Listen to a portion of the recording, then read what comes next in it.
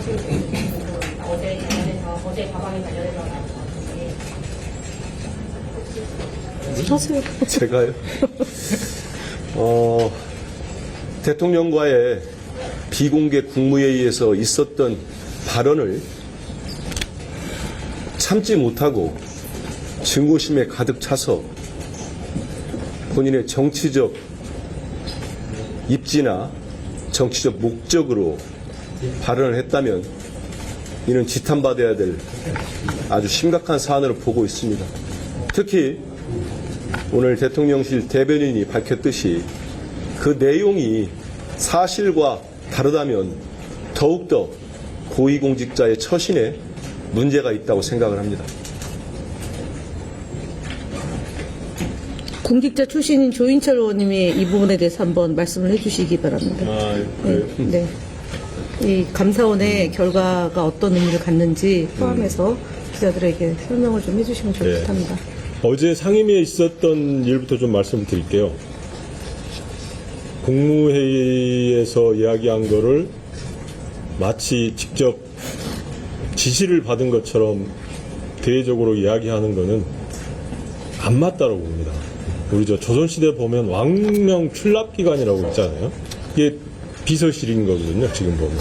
거기서 정리돼서 나오는 게 공식적으로 지시가 되고 과제가 되는 건데, 그냥 거기서 논의된 거를 마치 확정된 것처럼 밖에서 떠드는 것은 일단 안 맞다.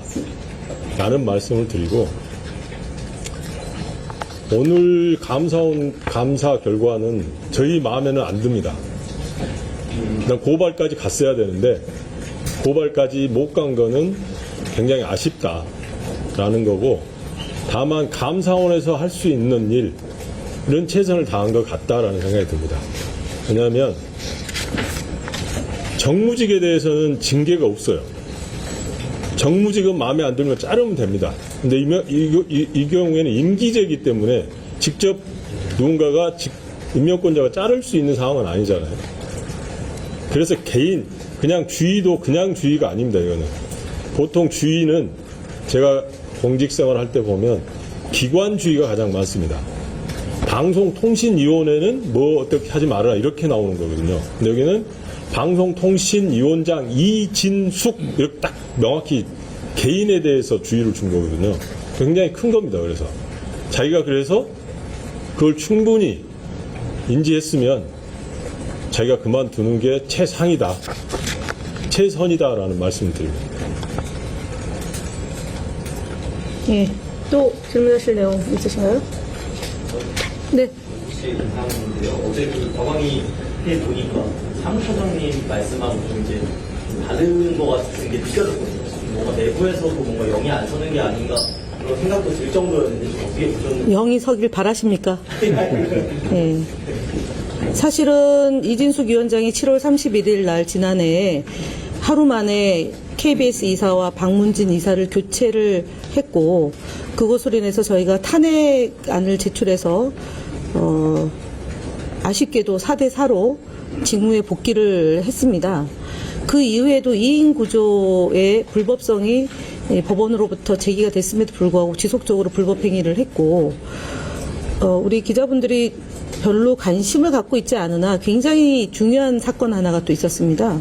제가 최근에 몇 번 말씀드렸는데 팩트체크 네트라고 2019년도 국회 여야 합의로 허위 조작 정보를 근절하고 팩트체크를 할 수 있는 기구가 필요하다라는 인식 하에 예산을 확보해서 21년도에 실행을 했습니다. 그래서 22년도 한 해에 걸쳐서 팩트체크 네트가 선을 보여서 활동을 했는데 2024년도 예산을 편성할 때 팩트체크 네트 예산을 0원으로 만들어서 결국 문을 닫게 만들었습니다.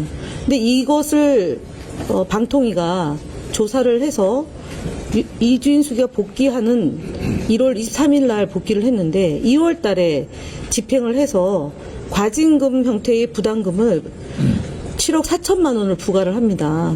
그래서 이게 굉장히 부당한 일이고 사실은 상상할 수 없는 일을 이진숙과 김태규 부위원장이 있을 때 저질러진 일이고요. KBS가 사실상 방송을 할 수 없는 조건임에도 불구하고 이진숙 위원장이 국회에 나와서 제대로 방송이 되고 있다. 정상적으로 방송이 되고 있다. 다만 직원들이 월급을 제대로 못 받는다는 정도의 방송에 대한 인식이 굉장히 졸렬했습니다. 마찬가지로 YTN이 사용화되는 과정에서 불법성이 있었고 보도국장 임명 동의제와 사장 추천위원회가 없어진 것에 대해서 방통위가 제 기능을 하지 못했습니다. 이러한 일련의 상황을 방치하고 본인의 임기를 보장해줘라, 대통령에게. 그 다음에 독임제로 전환해야 된다. 그 다음에 대통령과 방통위 위원장의 임기를 동일화해야 된다라는 주장을 국무회의에서 펼쳤고, 그 주장이 어떤 경로로 언론의 단독 보도로 나왔습니다.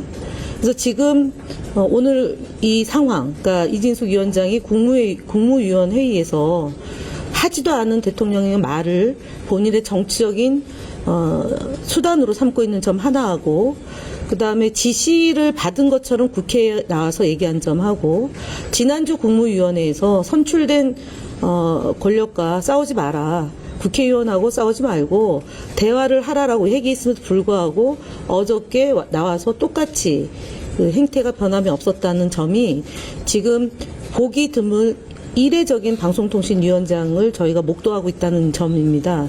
그리고 특히 감사원 감사 결과를 놓고 보면 사실은 지난해 저희가 11월 달에 감사원 감사 요청을 했는데 한 차례 연기가 있었습니다. 그럼에도 불구하고 3달 정도 지연하다가 7월 3일 날 이 결과를 오늘 발표했습니다. 감사원도 이 이진숙 방통위원장의 불법 행위에 대해서 방임한 것에 대한 책임을 끝까지 묻겠다는 점 아울러서 지난 4월 달까지 했으면, 연장했으면 연장할 수 있는 충분한 근거가 있어야 됨에도 불구하고 2월 달에 15일가량 조사한 것을 발표 내용을 삼았습니다. 저희가 2월 달 그 최민희원의 대정부 질문 과정에서도 이진숙의 거짓된 증언이 있었고, 4월 16일 날 제가 질문한 내용에 대해서도 허위 답변이 있었습니다. 그리고 4월 4일 날 대통령이 파견하는 날 SNS를 또 했습니다. 그리고 그 이후에도 한 차례 더 했고요. 이런 부분에 대한 감사원이 제대로 된 감사가 이루어지지 않았기 때문에 가방위 차원에서 다시 한번 논의해서 추가 감사 요구가 가능한지를 살펴보고, 만약에 가능하다라면 후속 조치를 취할 예정이고요. 이 자리를 빌어서 경찰에게 다시 한번 촉구를 합니다. 지난 MBC 사장 시절에 2015년부터 18년 3년 동안의 배임 혐의와 이해충돌과 관련된 부정한 방식의 법화를 썼다면 이 부분에 대해서 제때 제대로 수사를 했어야 마땅한데, 그것 역시도 11개월 동안 뭉개다가 지난 토요일 날 소환해서 조사를 했습니다. 그 결과 빨리 내놓아야 될 것입니다. 그래야지 더 이상 방통위가 망하는 상황을 두 눈 뜨고 볼 수 없다라는 국민들의 그런 인식에 부응하는 것 아닌가 싶습니다. 자, 마치겠습니다. 네, 됐죠. 오늘 다 정리됐나요? 방송 선포과 관련된 거는?